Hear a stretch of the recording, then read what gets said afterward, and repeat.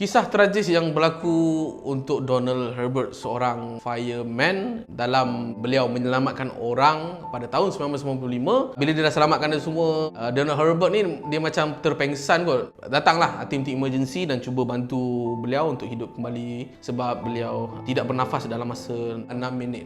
So 6 minit ni pun dah dikira I would say deadly lah sebenarnya cakap. Tapi waktu tu dia survive. Cumanya memang dia brain dead lah sebenarnya cakap. Maksudnya fungsi-fungsi brain itu tidak berfungsi dengan baik sampai beliau koma. Nak cakap 10 tahun lamanya lah kan. So memang itu dah sadis sendiri lah. But ditakdirkan pada April 2005, tak silap Cikgu Luan, yang mana tiba-tiba dekat hospital tu terdengar satu something like ada orang nak tanya lah, tanya-tanya, rupanya itu adalah Donald Herbert yang tiba-tiba bangkit semula. Yalah macam-macam lah perkara emosi yang berlaku ketika itu.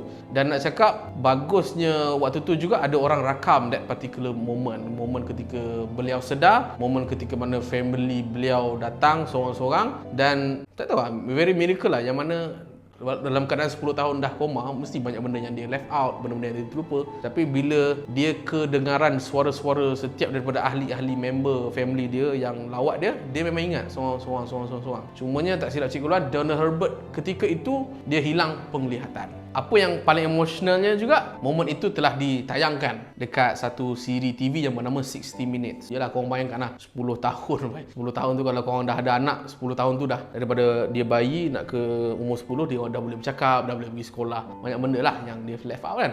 Kita being happy for him. Cumanya tragically, Donald Herbert ni, dia memang tak silap Cikgu Luan, dia sebelum tidur tu dia akan teringat-ingat balik kejadian sebelum koma tu lah kan. Sebab dia, itulah mentally dah rosak lah juga saya rasa kan. Disebabkan itu juga Donald Herbert ni dia masih lagi dalam nursing care, tapi dekat rumah je lah. Dia akan react macam ni tau. Bila dia dah start letih dan dia nak cuba tidur, dia akan react like violently. Saya tak tahu dia react violently tu macam dia pukul diri sendiri ke apa, tapi digambarkan dia react very violently lah. At one point, yelah, bila kita jaga orang sakit, kita pun makin lama makin penat. So ada satu hari tu mereka terlepas pandang. Donald Herbert ni tak ada orang jaga waktu tu, dan Donald Herbert dia react very violently dan dia terjatuh face first. Sampai tahap tak silap Cikgu Luan, otak dia berdarah ataupun kepala dia lah berdarah at least.